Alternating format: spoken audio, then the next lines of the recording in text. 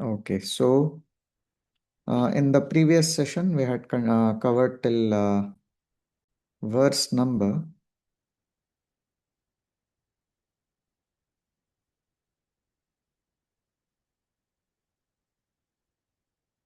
Is everyone able to see my screen? Yes, Prabhuji. Yes, Prabhuji. Okay. So, Srimad Bhagavatam, Canto 1, Chapter 8. Oh no, sorry, I went to Canto 8. So, it's Canto 1, Chapter 8. So, yes, in the last session, we saw, hope you are able to see the verses as well. Yes. Okay. So, in the last session, we saw how we read from text 26 to 30. In text 26, we saw how there are these four things that intoxicate a person and yeah, make a person very proud and incapable of approaching Krishna with pure devotion. Hmm. These things really cause so much pride and intoxication within us. And what are the four things? Janma, Aishwarya, Shruta, Shribhir. Hmm? So Janma means birth in a very well-known family. Hmm? Then Aishwarya, a lot of wealth. Wealth can cause pride among people. Then learning, good knowledge. Knowledge can also make somebody proud. And physical beauty. Beautiful people can also become proud about themselves. And they may condescendingly look upon somebody who doesn't look that good. Hmm. So, yes, these four things cause pride, and one they make one incapable of approaching Krishna with sincere feelings of devotion. Hmm. But now it doesn't mean not having these things will make us humble. Hmm.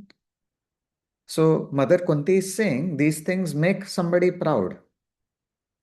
But does it mean the opposite of that is true? Not having these things will necessarily make one humble? No.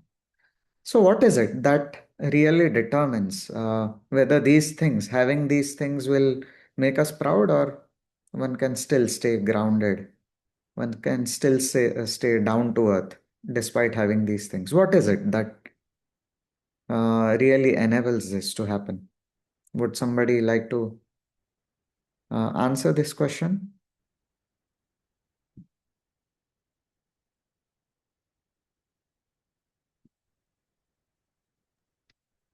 It's our Maybe jealousy. Or rather, it's our attachment to these Hmm. things. Hmm? Somebody who is attached to these things, if he or she has them, yes, they will cause pride. If he or she doesn't have them, then such a person will be hankering after them. And uh, for having even a little bit of these things, one will become proud, even though one may not have a lot of these four things.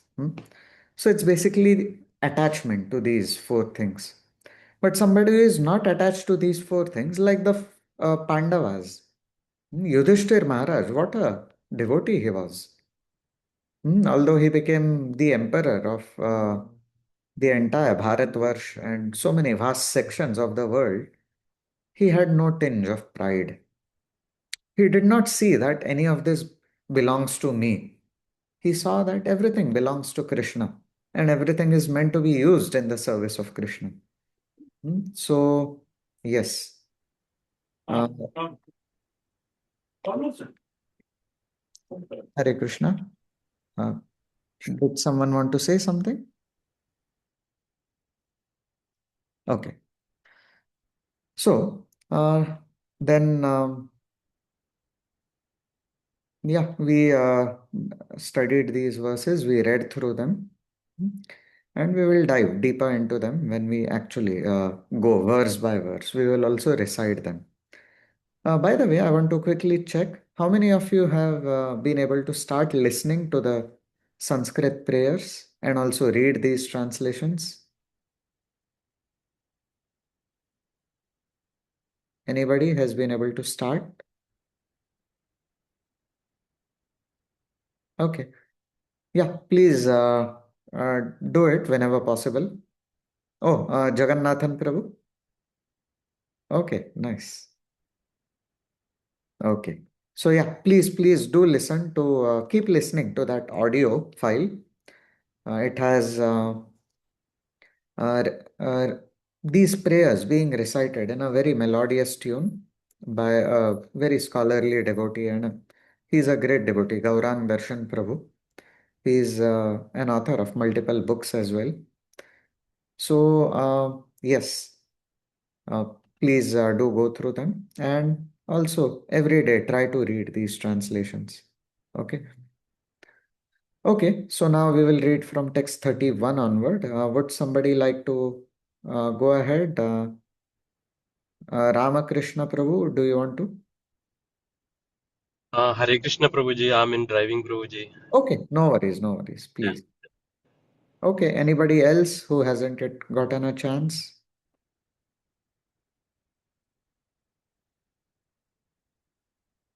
Um, iPhone, anybody with those who are with the name iPhone, would one of you like to go? Or Komal ji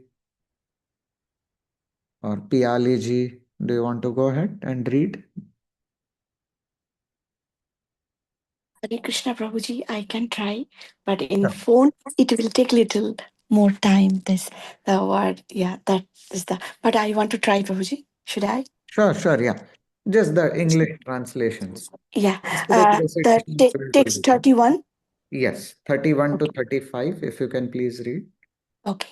My dear Krishna, Yashoda took up a rope to bind you when you committed an offense, and your perturbed eyes overflowed with tears, which washed the mascara from your eyes, and you were afraid through fear personified is afraid of you. This sight is bewildering to me. Text Yeah, just number. sorry, just a quick pause. So here, Mm. Mother Kunti, she is glorifying the wonderful nature of Krishna's pastimes. Now, Krishna is the supreme personality of Godhead. He is feared by even fear personified. If fear could be represented as a personality, then that personality also fears Krishna. That personality who causes fear to everyone else, that personality also fears Krishna. Hmm? But this same Lord Krishna, in his pastimes, how wonderfully, when Mother Yashoda was once trying to catch him and bind him to a rope for committing some mischief, hmm, uh, Lord Krishna, he was running away from her. He was even crying. He was looking here and there. Hmm? And in his pastimes, Lord Krishna gives, how wonderful it is that he gives a higher pedestal to his own devotees than himself. Hmm? So, yes, this is really wonderful. And Mother Kunti is expressing wonder at this. Hmm? Okay, next verse, Mataji. Text number 32. Some say that the unborn is born for the glorification of pious kings, and others say that he is born to please King Yadu, one of your one of your dearest devotees. You appear in his family as sandalwood appears in the Malaya hills. Yes, she is again expressing her deep appreciation. How wonderful is Krishna's appearance into this world. Hmm? She is just in her appreciation, so many wonderful glorifications are coming out, so many eulogies. Hmm? Okay, next text 33. Text 3. Yes. Others say that Others say that since both Vasudeva and Devaki prayed for you, you have taken your birth as their son. Undoubtedly, you are unborn. Yet, you you take your birth for their welfare and to kill those who are envious of the demigods. Hmm. Yes, wonderful. So here, Mother Kunti is glorifying uh, again Krishna's appearance into this world, and she is speaking about how, although he is the unborn, he appears in this world as if he is somebody's child. Hmm. And that is really wonderful. Hmm.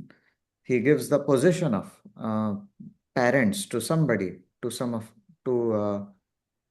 his devotees. Hmm. And then he gives the position of friends to some of his other devotees. Hmm. So, yes, we will dive deeper into this again when we go deeper into these verses. Okay, next. 634. Okay. Others say that the world being overburdened like a boat at sea is much aggravated, and the that Brahma, who is your son, prayed for you, and so you have appeared to diminish the trouble. Yes. So various purposes of Krishna's descent into this world, they are being mentioned. And all of these are true at the same time. Hmm. So that's the wonderful feature of Krishna's pastimes. Hmm. Through one action, he can satisfy many purposes. Hmm. Okay. So 635. 35, yeah. Yes. Okay. And yet others say that you appeared for the sake of rejuvenating the devotional service of hearing, remembering, worshipping, and so on in order that the conditioned souls suffering from material pangs might take advantage and gain liberation. Yeah, thank you. This is a really important verse. Uh, yeah, the Lord certainly appears to uh, kill all the demoniac forces, re-establish order in the world. But he could do it through any of his agencies. He could just, through any of his energies, he can do that. Hmm. It's not a big deal for him. He can simply desire. Uh, while being in his spiritual realm, he can simply desire that, okay, everything be set right on earth and it can happen. But why does he specifically himself descend? Hmm? One reason is to attract people's hearts to him. Hmm? The Lord descends to advertise himself, hmm? To show people that, come on, my dear children, because ultimately all living entities are his children. So come on, my dear children, why are you running after the temporary stuff of this world? Come after me, run after me. Re-establish your connection with me. And like all my other devotees, you will enjoy eternal happiness in relationship with me. So he comes to tell living entities about this highest truth. Hmm? Otherwise, we have so many things to run after in this world. Newer and newer things keep coming up in human society. Now, AI is the big thing out there. Hmm? But regardless of all these changes, the goal of life never changes. The goal of human life, that the purpose why God has created this human form of life in this material world, is to help us re-establish our connection with God. Hmm?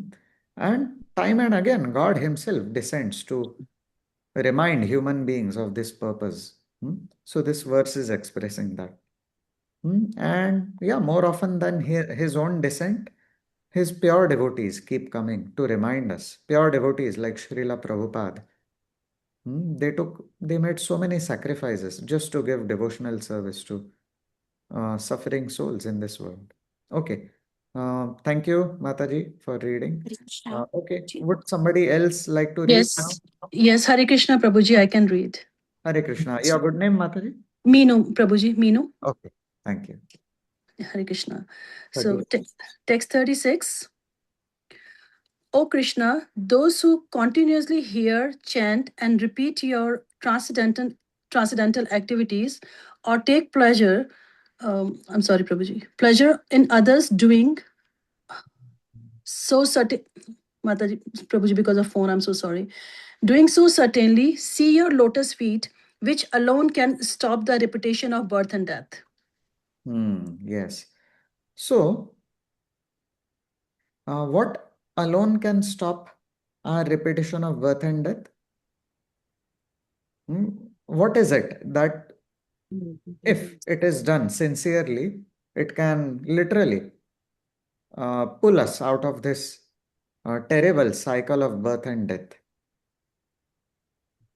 What is the solution Mother Kunti is giving? Bhakti, Yes, but specifically she's talking about Shravanam Kirtanam. Yes, right. And that too, how? Occasionally, once in a while, when we have the mood. no, No, regular. continuously. Always. No, it's Continuously. continuously here. Yes, yes. Yeah. Isn't it so important? Many times we think that, okay, I do bhakti, right? Every Janmashtami, I go to the temple. I'm a big Krishna Bhakta. Okay, fine. But what about other 364 days? Hmm? So here, Mother Kunti is talking about continuously. Because when we really have love, somebody who has true love for Krishna, do you think he or she will just keep connection with Krishna on one day in the year? Okay, only Janmashtami, we will remember you, oh Lord. Other days, I have so many things to do. I'm so busy, oh Lord. Hmm? So, other days, just forgetting the Lord and going on with our own things in this material world. So, do you think that is in any way indicative of real love for God? What would be the symptoms of somebody who truly loves God?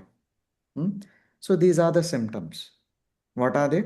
Continuously hearing about the Lord. Somebody who truly loves the Lord or truly wants to love the Lord. Yes, we are not on that platform where we truly love the Lord. But do we desire to go to that platform?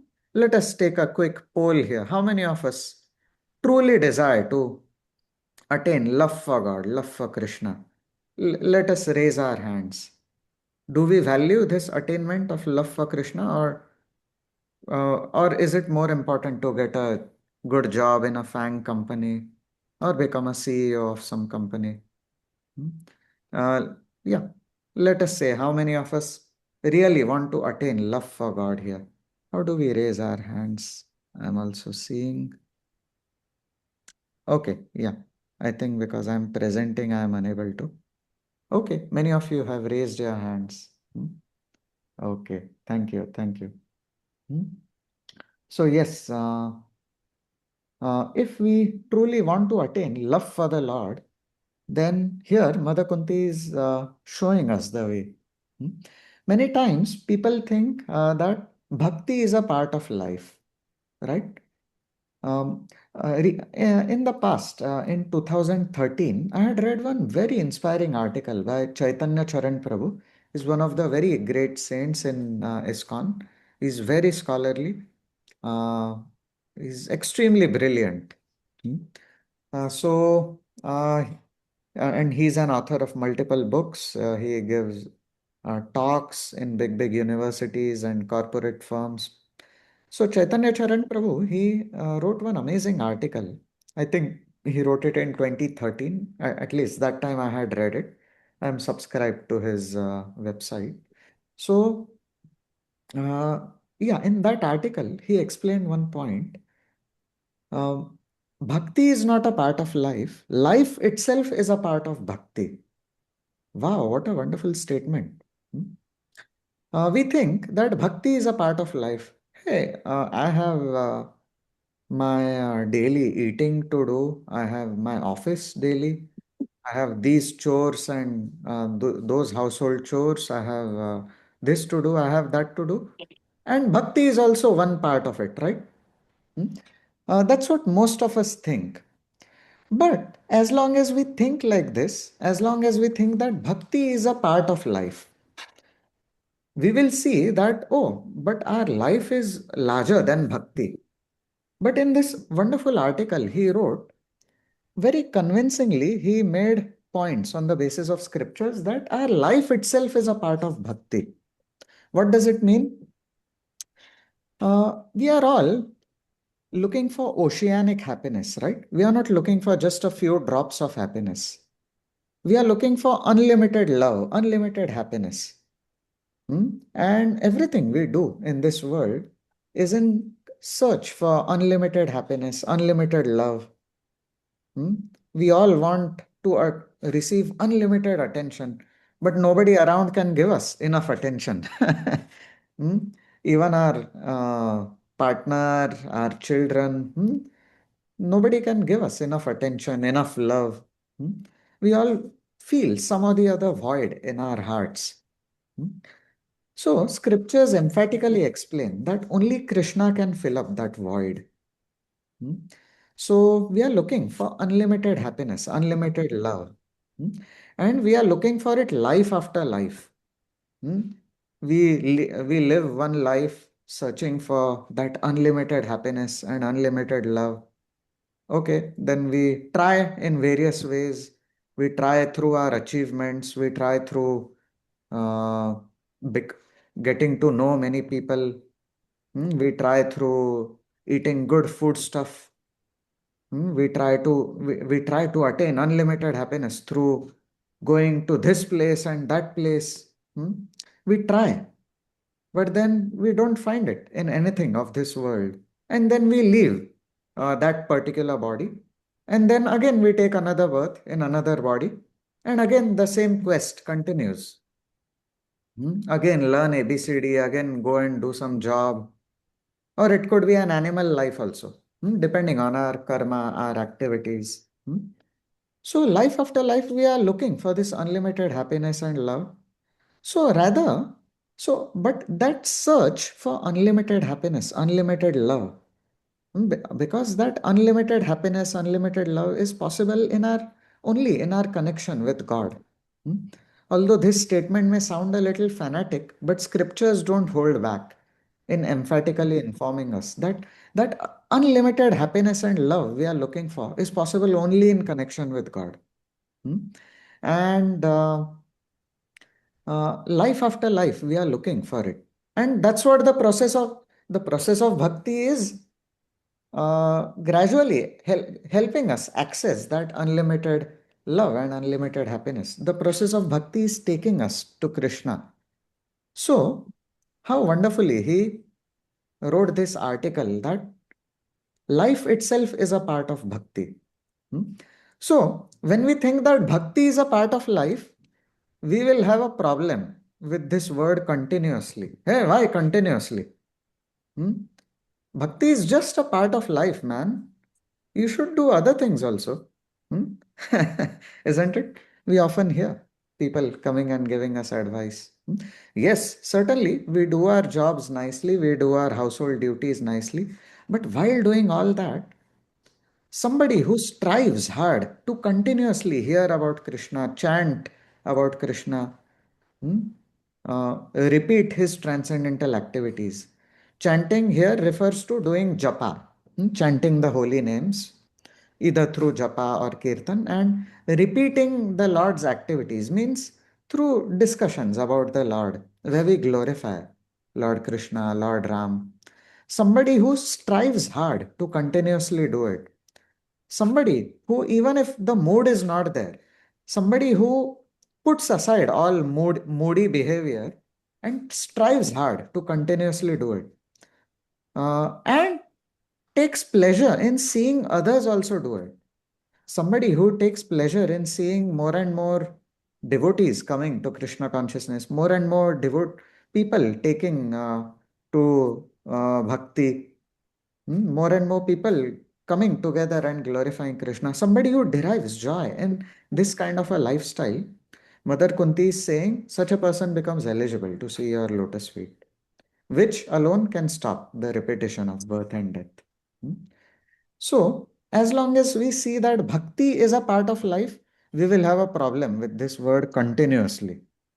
But when we understand that this life itself is a part of our multi life search for Krishna, then we will be able to appreciate this word continuously. Okay, we are out of time. We will pause here, but it was a satisfying discussion on some of these important verses. Okay, we will continue from text 37. Uh, yeah, we have to go till 44, and then we will dive into each verse. We will recite the Sanskrit, we will read the purport, and we will shed some light on it. Okay, we will pause here for now, for today. And yeah, would anyone like to share any reflections? Let's hear some reflections from everybody. What you learned from today's discussion, anything that struck you, anything that resonated with you, please uh, share it as a reflection, because by verbalizing, we get to fortify our understanding. Okay, I'll open it up. Anyone would like to go first? Anybody in a hurry to leave first? They can go first. Otherwise, I can call out names. Yeah. Okay, maybe I can call out names. Uh, Piali Mataji, do you want to go first? Any Hare quick? Krishna, Hare Krishna Prabhuji, Hare. Pranam. One thing first of is came to my mind, the fear personified. Here we are talking about Yamraj. No, not necessarily Yamraj. Yamraj is not fear personified. Fear personified is, yeah, there's no specific personality. It's like if fear took the form of a person, fear is something, uh, if there was a person called fear who causes fear in everybody, hmm, so that would be fear personified. Hmm. Okay. So everyone is subordinate to Krishna, even fear personified or time personified also. Time is also ultimately subordinate to Krishna. Hmm. In the 11th chapter of Bhagavad Gita, Lord Krishna shows how time comes from him. Time is a factor subordinate to him. Some people think that time is even above God. But all these other factors, they are subordinate to God. Hmm. So time is also subordinate to God. Fear personified is subordinate to God. Hmm. So yes, Mother Kunti is expressing wonder. Wow, this is so amazing. Although fear personified fears you, oh my dear Lord Krishna, still in your wonderful Leelas, after you performed a mischief, you were running away from Mother Yashoda and you were afraid of Mother Yashoda. You were crying. How wonderful it is. Hmm?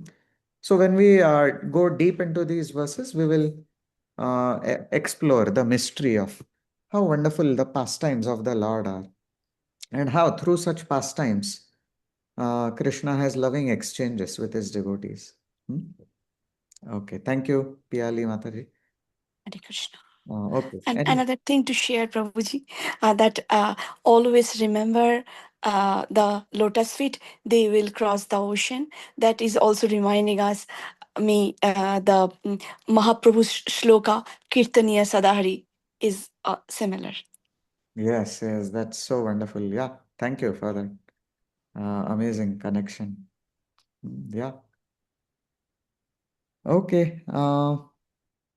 Anybody else? Rachna Mataji, you want to go first? Okay. No. Uh, iPhone, whoever is, or Jagannathan Prabhu, Pavitra Mataji, next. Yeah, we were, at least I was more into the description of how Krishna cried, right? Especially where it says, okay, Yes, I got it. Yashoda tying up, and that just went through my eyes. The way it is beautifully described, right, and the way it is presented, uh, like that kind of uh, touched me for the day. I would say that, like the way it has described, right? Water rolling off his eyes. If I, yeah, overflow Overflowing. with tears, eyes overflow with tears. Wash the mascara from your eyes. That is amazing. Yeah, that's all.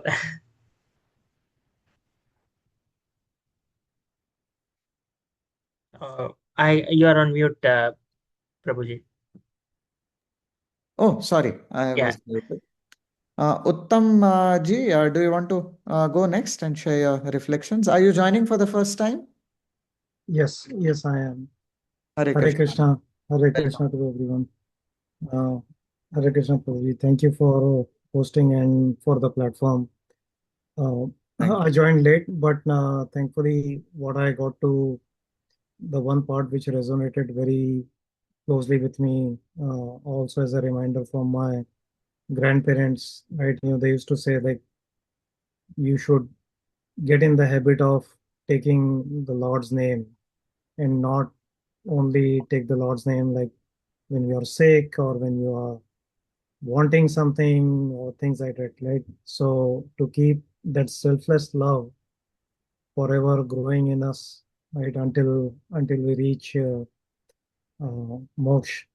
I think that part is very important. Like we should not be dissuaded by things that happen to us or around us and make that a reason to yearn for the Lord. Right? We should just make it a habit as we breathe every day. The name should be going in us. So that one really resonated with me. Thank you. Wow, that's a beautiful point you mentioned, Prabhu. Thank you. actually, Thank just you. to add to that, I know I'm eating more time, but yeah, just to add to what Uttamji said, like where at least my mother used to say is, at least you would sneeze once a day. Generally, at least if you sneeze, instead of saying excuse me or anything, sorry or anything like that, she used to, or rather, she tells Ram. You sneeze and then she says Ram. So, which basically means seek blessings, So that kind of, at least once a day, knowingly or unknowingly. Initially, I started practicing it in terms of in the beginning forcefully, and now it is coming automatically. Like I sneeze and I just say hush and Ram, and it stops there, and it is there in just a small thing which I thought, uh, you know, practice. That's all I would say. Mm. Yeah. Anyway, I'll go on mute. Thanks. Yeah, thank you. Yeah, in fact, I've seen many devotees in ISKCON. In fact, whatever happens, they say, "Oh, Krishna." Like many times people say, "Oh, no." So instead of that, devotees say, "Oh, Krishna." Hmm. So, yeah, everywhere possible, we can chant the holy name of the Lord. And besides that, yes, we should do regular japa also. Many times people say, "Oh, I always chant. Why to even pick up a mala? I always chant." Somebody actually did an experiment. Another devotee asked such a person to do an experiment. Okay, fine, let's do this. And he uh, innovatively came up with a way to actually count how much that he helped that person count how much he was chanting. The person who was claiming to be always chanting, and literally, when he counted throughout the day how much he was chanting, it was less than one mala also. It was less than 108. Hmm? So many times, it's just the mind's game. The mind says, "Arey, mala kyun karo? I always chant." This kind of thinking is also born out of pride. Hmm? So pride and then some form of condescension toward those who are actually sincerely practicing bhakti. So, yeah, best is to, in spiritual life, there's the factor of numerical strength. Means, yeah, just like we are so pakka about keeping our bank balances and counting money. Yes, how many holy names we chant of the Lord? It is important to count. Hmm? One senior devotee had given a very beautiful example, which really stuck with me. I had heard this in my very first year when I came to ISKCON. So, just like the holy name of the Lord is a medicine. Hmm? When we take a medicine, what is important? The quality of the medicine or the quantity? Which is important? Can everyone answer this? Which is important, quality or quantity? I guess Quality. both. Quality. Both should be Yeah, correct. Yes, both actually. Yeah. Because when a doctor gives us some medicine, the doctor gives us the medicine itself. Yeah, the quality of the medicine matters, which medicine it is. But then, if the doctor has given us a 10-day dose, morning, afternoon, evening, and we take it only once and say, oh, I'm done. I took it once. Is it enough? No. Medicine means both are important, right? Quality as well as quantity.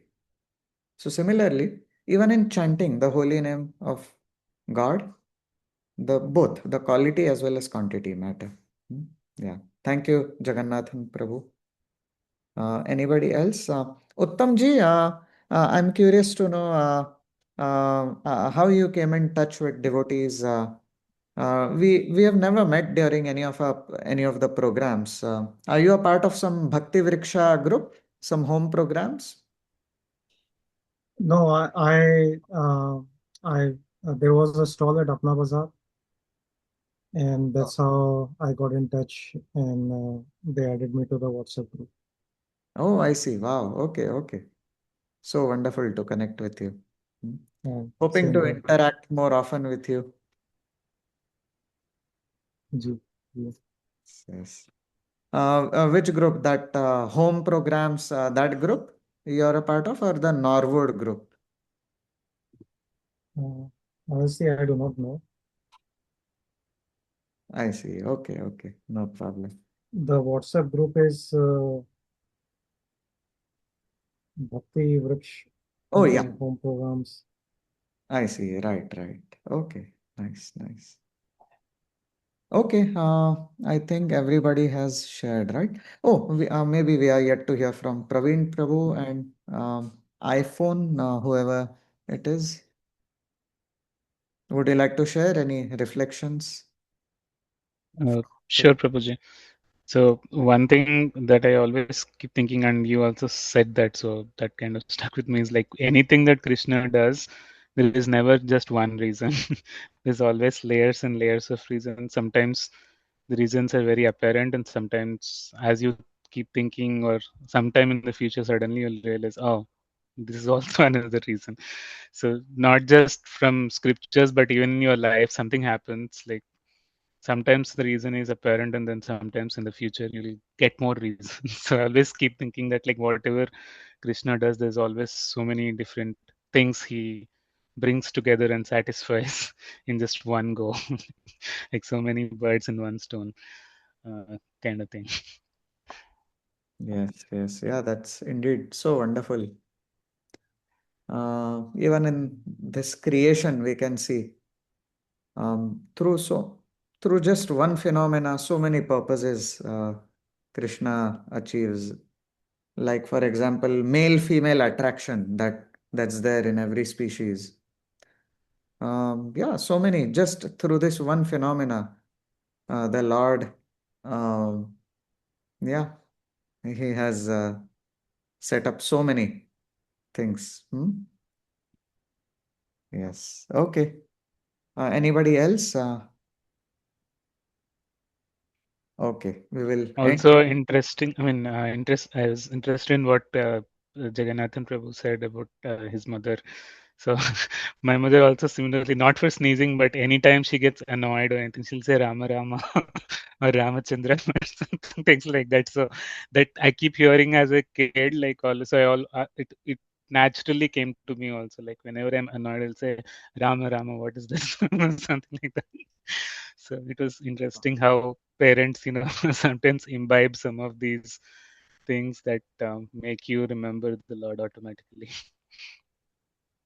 Yes, yes. Yeah, thank you. Oh, Ranga Mataji, sorry, I missed you. Do you want to share something? Or Satyabhama, whoever it Yeah, is. no problem, Fuji. The point that you mentioned, right, was really striking. That bhakti is not part of life. Life is part of bhakti. Most of the times we forget. Though we have heard about it, we hear in the lectures, we still don't regularly follow it, especially when you are drowned in some difficult situations. In a day-to-day office life, right? You have some problems, some manager issue, some production issue, or some kind of issues. Krishna is out of the window. We feel we are the doer and we don't understand. And then when we come out of it, in the evening, right? That's why we look forward for the evenings where we have such satsangs, where we can really, reset the button to say that that is not life. This is life. Life is part of bhakti. It really reinsists that very fact. So thank you for bringing that point and emphasizing on it, Prabhuji, so much. Thank you for sharing your personal realizations on this. Yeah, it's always worth remembering that that is not real life. Our connection with Krishna, bhakti, that is real life. Okay, thank you, everyone. Hare Krishna. Hare Krishna, Prabhuji. Hare Thank you. Krishna, Hare Krishna. Prabhuji. Hare Krishna.